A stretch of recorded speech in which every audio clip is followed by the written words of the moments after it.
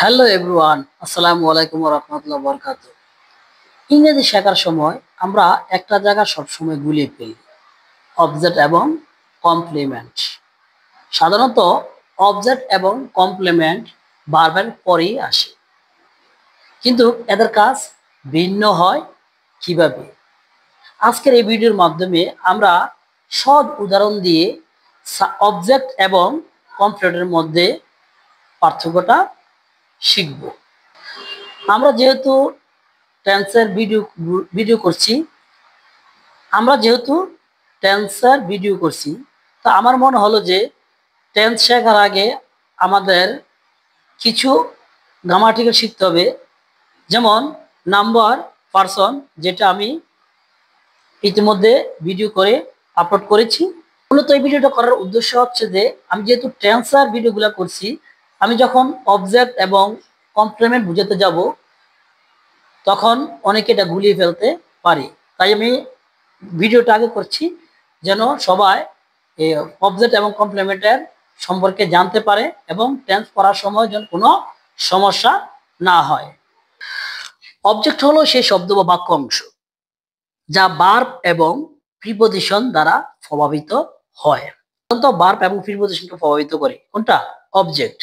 সাধারণত ভার্ব এবং প্রিপজিশনকে প্রভাবিত করে। এছাড়া আমরা অবজেক্ট সহজভাবে চিনতে পারি।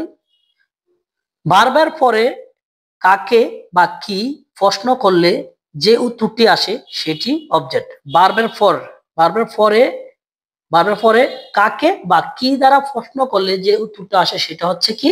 অবজেক্ট। অবজেক্ট চিনার সর্বোচ্চ হচ্ছে কি? ভার্বের পরে কি বা কাকে দিয়ে যে উত্তরটা আসে সেটা অবজেক্ট। আর অবজেক্ট হবে সাধারণত নাউন, প্রনাউন অথবা নাউন ফ্রেজ। যেমন হি রিডস আ বুক, সে বই পড়ে। এখানে রিডস হচ্ছে ভার্ব, রিডস এর পরে আসছে কি? বুক, কি পড়ে? বই পড়ে। কি পড়ে? বই পড়ে। আমরা সংজ্ঞায় পড়ছিলাম কি?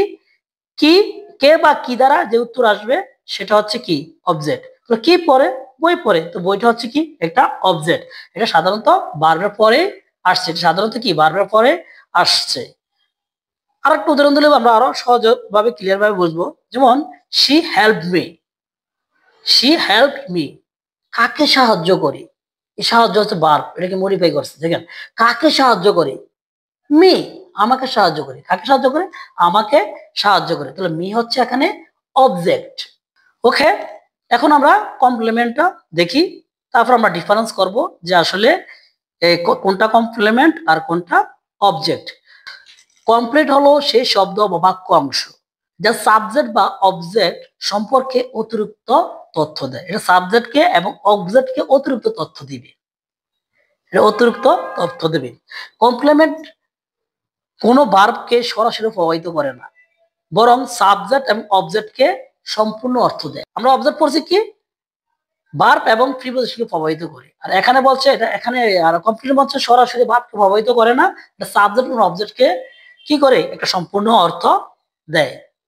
তাহলে আমরা কমপ্লিমেন্ট কিভাবে চিনবো সহজভাবে? সাধারণত কমপ্লিমেন্ট লিঙ্কিং ভার্বের পরে আসে। যেমন বি, বিকাম, সিম, লোক, ফিল ইত্যাদি এসব শব্দের পরেই সাধারণত কিন্তু কমপ্লিমেন্টটা হয়। এই ধরনের শব্দ দেখলে এরপর পর শব্দটা আমরা কি মনে করব?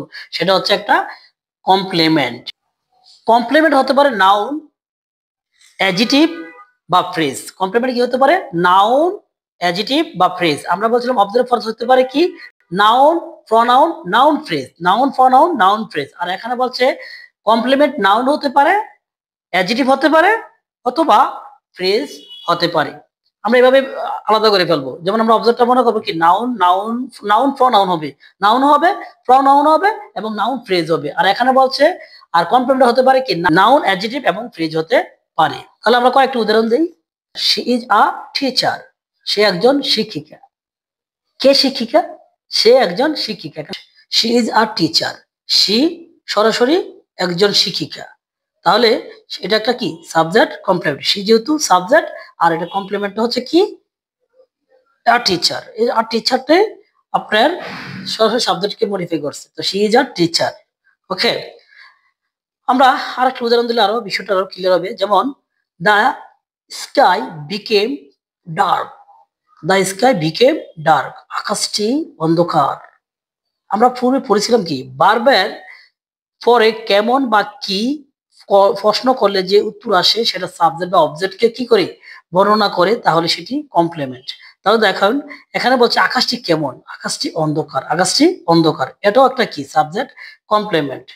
ওকে, নেক্সট যদি আমরা পড়ি, I found the book interesting, I found the book interesting, আমি একটা মজাদার বই পেয়েছিলাম। I found the book interesting, এখানে সাবজেক্ট হচ্ছে আই, আর ফাউন্ড হচ্ছে ভার্ব, দ্য বুক হচ্ছে অবজেক্ট, আর ইন্টারেস্টিং হচ্ছে কমপ্লিমেন্ট। এখানে দ্য বুক এর পরে ইন্টারেস্টিং, এটা অবজেক্ট কমপ্লিমেন্ট, বুকের পরে কিন্তু ইন্টারেস্টিং আসছে, তাহলে এটা কি হয়ে যাবে অবজেক্ট কমপ্লিমেন্ট।